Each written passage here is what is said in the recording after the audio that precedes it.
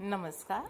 स्वागत है आप सभी का फिर से भक्ति काल के साहित्य की दुनिया में। भक्ति काल की कश्मीर की प्रसिद्ध कवयित्री लल देद के 2 वाक हम पढ़ चुके हैं। अब बढ़ते हैं उससे आगे तीसरे वाक की तरफ, जिसमें है कि कवयित्री आत्ममंथन करती है कि उसने अब तक का जीवन जितना जी लिया है उसमें उसने क्या प्राप्त किया है, कितने अच्छे कर्म किए हैं, जो गुरु ने उसे रास्ता दिखाया है वह उस पर कितना आगे तक बढ़ पाई है, और गुरु को अगर वह दक्षिणा देना चाहे तो उसके पास क्या है। तो इसी संदर्भ में वह कहती है, आई सीधी राह से गई न सीधी राह, सुषुम सेतु पर खड़ी थी बीत गया दिन आह, जेब टटोली कौड़ी ना पाई, माझी को दूं क्या उतराई। अब कवित्री कहती है आई सीधी राह से। सामान्य शब्दों में हम समझें कि जब बच्चा जन्म लेता है तो उसके मन में कोई छल कपट नहीं, कुछ ऐसा नहीं होता, बड़ा सरल सा जीवन लगता है। लेकिन जैसे जैसे वह बड़ा होता है, उस पर जिम्मेवारियां बढ़ती हैं, तो क्या है, जिंदगी उसे है संघर्षपूर्ण लगती है, जीवन की राह कठिन लगती है। ऐसे ही जब भक्ति का मार्ग जो गुरु ने उसे दिखाया है ईश्वर प्राप्ति का, उसे लगा शुरुआत में कि बड़ा सरल सा मार्ग है, सीधी सी राह है, कोई कठिनाई नहीं। लेकिन जब उसने ईश्वर प्राप्ति के उस मार्ग पर आगे बढ़ना शुरू किया, आई सीधी राह से, तो वह राह से बड़ी सीधी लगी, गई न सीधी राह। लेकिन जब जाते आगे बढ़ते बढ़ते बढ़ते जब वह पहुंचती है, जितना आगे निकलती है उसकी राह उसे सीधी नहीं लगती, अर्थात कठिन लगती है, टेढ़ी लगती है। कि जीवन में भक्ति के मार्ग में उसे अनेक कठिनाइयाँ आती हैं। सुषुम सेतु पर खड़ी थी। अब उस राह पर आगे चलते चलते वह सुषुम्ना रूपी पुल पर पहुंच गई है। सुषुम्ना वह नाड़ी जिसका नाथ योग में बहुत महत्वपूर्ण स्थान है, जो शरीर की 3 नाड़ियाँ मुख्य बताई गई हैं, प्रधान नाड़ियाँ, उनमें से सुषुम एक है, सुषुम्ना एक नाड़ी है। वह हम शब्दार्थ के समय कर भी चुके हैं। तो वह है कि ईश्वर प्राप्ति के निकट हमें पहुंचना है, तो उससे पहले पुल का कार्य यह नाड़ी करती है कि यहाँ तक तो वो कहती है कि मैं पहुंच गई हूँ। सुषुम सेतु पर खड़ी थी, सुषुम्ना रूपी पुल पर मैं खड़ी हूँ। रूपक अलंकार, सुषुम को सेतु का रूप दिया गया है कि यहाँ तक तो मैं पहुंच गई हूँ, मेरा ध्यान सुषुम्ना तक तो सही लग गया है, लेकिन बीत गया दिन आहा, यहीं खड़े खड़े मेरा पूरा दिन बीत गया। दिन बीतना अर्थात जीवन बीतने को है, जीवन का संध्या काल आ गया है कि जब से उसने प्रयास शुरू किया था, प्रयास करते करते वह सुषुम्ना तक तो आ गई है, लेकिन उससे आगे नहीं बढ़ पा रही है, और उसके जीवन की संध्या बेला आ गई है, अर्थात वृद्धावस्था आ गई है, अंत समय निकट आ रहा है।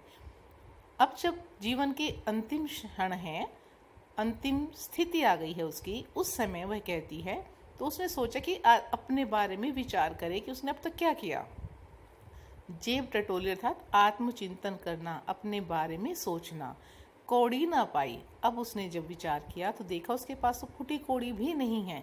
यहाँ कौड़ी कोई पैसे के लिए नहीं आया है, यहाँ कौड़ी का अर्थ है सदकर्म करना, कि जीवन में इस उम्र तक जहाँ तक वह पहुँच गई है, वृद्ध काल तक, उसने कितने सद कार्य किए हैं। किस लिए ढूंढती है वो अपने आप को, अपनी जेब को क्यों टटोलती है, अपना मंथन क्यों करती है? इसलिए करती है कि जो माझी है, जो गुरु है, जो गुरु ने उसे ईश्वर प्राप्ति का मार्ग दिखाया है, उस गुरु को उतराई के अर्थात दक्षिणा के रूप में वह क्या दे सकती है। तो यहाँ जैसे हम कहते हैं नदी में हमें एक किनारे से दूसरे किनारे जाना है, तो हम माझी को, नाविक को कहेंगे कि पार उतार दो, और हमें उसे बदले में दक्षिणा देनी होगी, कुछ पैसा देना होगा कि उसने हमें पार उतारा। ऐसे ही वो कहती है जब गुरु ने हमें मार्ग दिखाया है तो गुरु को दक्षिणा दी जाती है। तो कहती है गुरु को दक्षिणा देने के रूप में कि उसने मुझे इतना अच्छा मार्ग दिखाया, ईश्वर प्राप्ति का रास्ता दिखाया, मैं इस पुल तक भी पहुंच गई हूँ, तो अगर मैं दक्षिणा के रूप में देना चाहूँ तो अपने गुरु को क्या दूँ? क्यों? क्योंकि मेरे पास तो अब सदकर्म रूपी मेहनताना ही नहीं है जो मैं अपने गुरु को समर्पित कर सकूँ। अर्थात वह कहती है कि ईश्वर प्राप्ति की राह बड़ी कठिन है, और जो गुरु ने रास्ता दिखाया था वह पूरी तरह से उस पर चलकर सफल नहीं हो पाई है।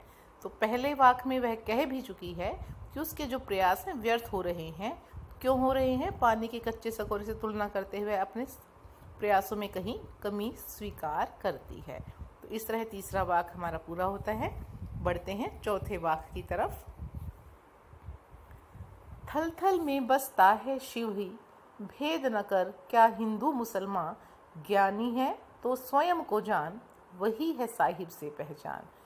थल थल अर्थात कण कण, कि हर कण में, जैसे हम कहते हैं ना शरीर के रोम रोम में, तो ऐसे ही इस सृष्टि के कण कण में शिव बसते हैं, अर्थात ईश्वर का निवास है। शिव यहाँ सिर्फ शंकर के लिए नहीं है, महादेव के लिए नहीं है, परमात्मा के लिए आया है, कि परमात्मा का निवास सृष्टि के कण कण में है, हर जगह वह मिलता है। इसलिए जब वह हर जगह व्याप्त है तो भेद न कर क्या हिंदू मुसलमान, तो हमें यह भेद करना ही नहीं चाहिए, फर्क नहीं करना चाहिए कि कौन हिंदू है कौन मुसलमान है, अर्थात सभी इंसान हैं, हमें उनमें जातिगत भेद नहीं करना चाहिए।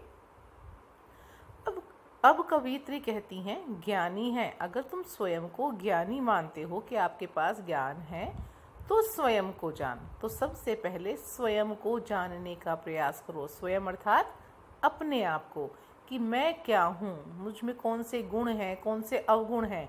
और जब हम अपने आप को जान जाएंगे, जब हमें अपनी कमियों का पता लग जाएगा, तो हम उन कमियों को दूर करने का प्रयास करेंगे, अवगुणों को दूर कर गुणों को अपनाएंगे। तो वही ज्ञानी व्यक्ति का कार्य होता है। तो ज्ञानी तो वही है जो स्वयं को जान लेता है।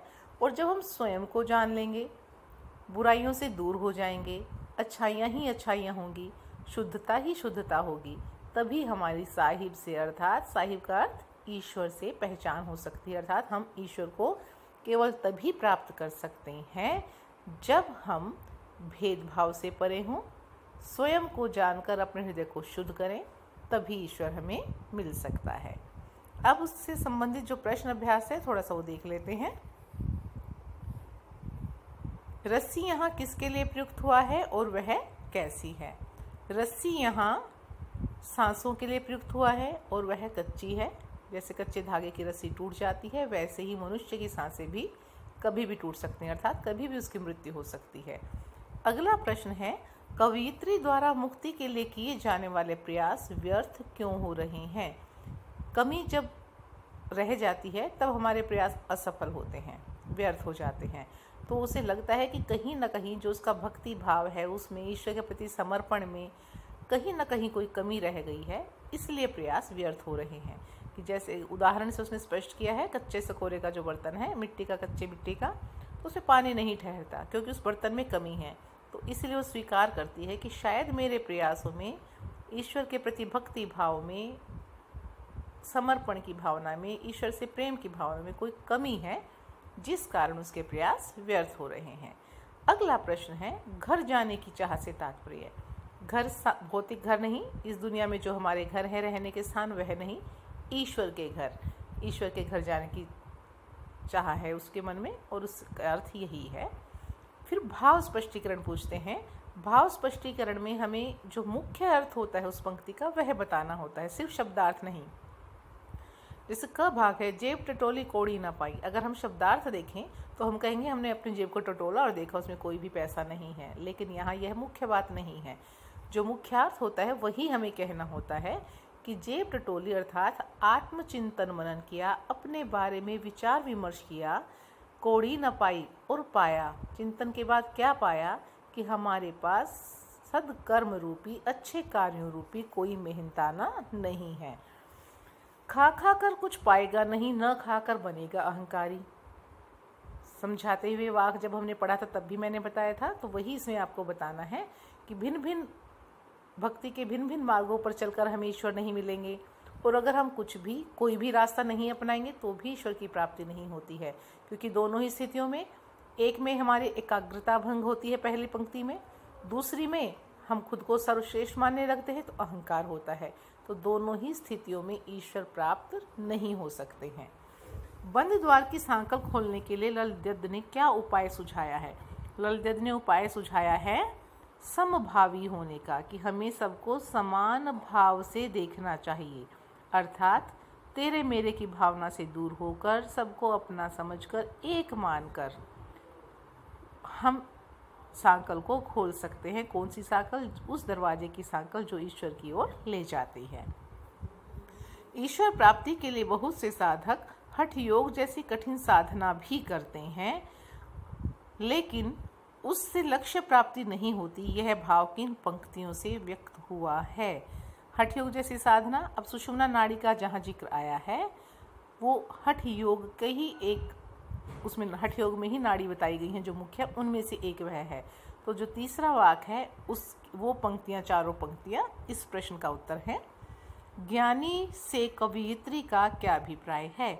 ज्ञानी अभी अभी हमने समझा था कि जो स्वयं को जान जाता है, स्वयं के गुणों अवगुणों को जानता है, फिर अवगुणों को दूर करके अपने गुणों का विकास करता है, हृदय को शुद्ध करता है, केवल वही व्यक्ति ज्ञानी होता है।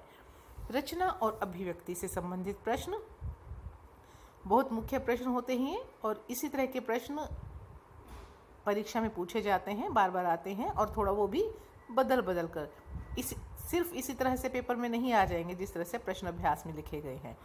हमारे संतों, भक्तों और महापुरुषों ने बार बार चेताया है कि मनुष्य को परस्पर किसी भी प्रकार का भेदभाव आपस में नहीं करना चाहिए, लेकिन आज भी जब हम देखते हैं तो हमारे समाज में हमें लगता है कि अपने घर परिवार में, अपने पड़ोस में, अपने समाज में हमें दिखाई देता है कि भेदभाव का भाव कहीं अधिक तो कहीं कम अभी भी शेष है।